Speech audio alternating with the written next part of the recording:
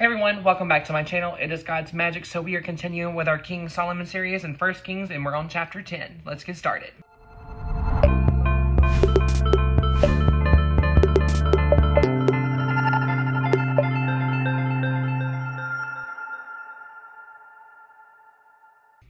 Now when the Queen of Sheba heard of the fame of Solomon concerning the name of the Lord, she came to test him with riddles. So she came to Jerusalem with a very large camel, carrying spices, a great quantity of gold and precious stones. When she came to Solomon, she spoke with him about everything that was on her mind to discover the extent of his wisdom.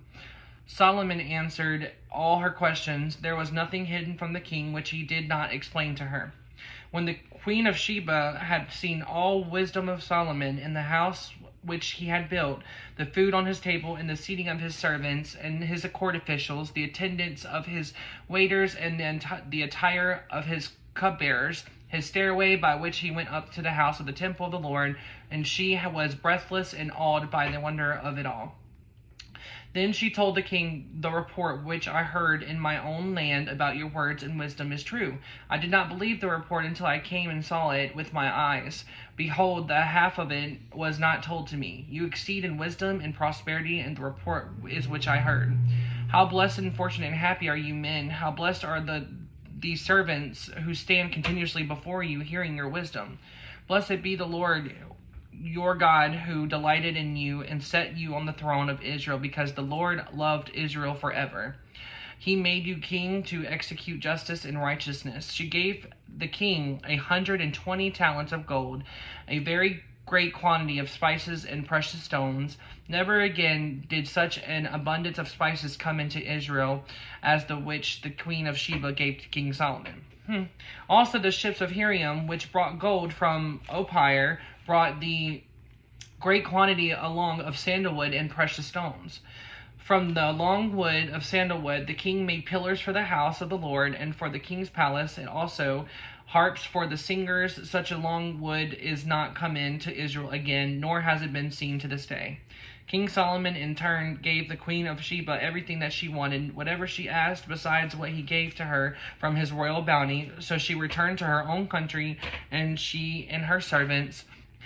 Now the weight of the gold that came to Solomon in one particular year was 666 talents of gold, besides the taxes from the traders and from the wares of the merchants, and the tribute money from all the kings of Ahab and the governors of the country.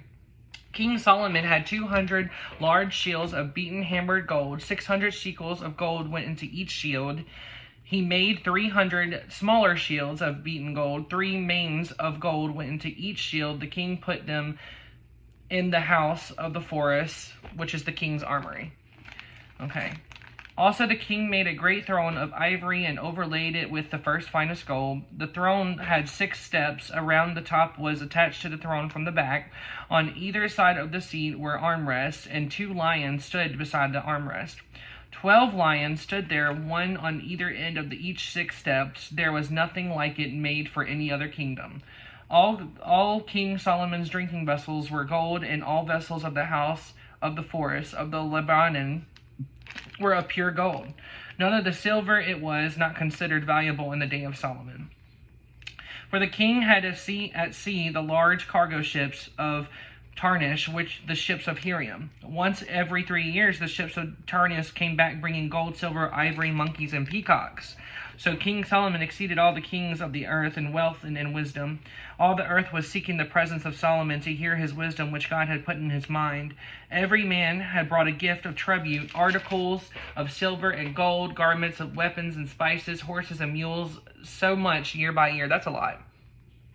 Now Solomon collected chariots and horsemen. He had 1,400 chariots and 12,000 horsemen. 12,000?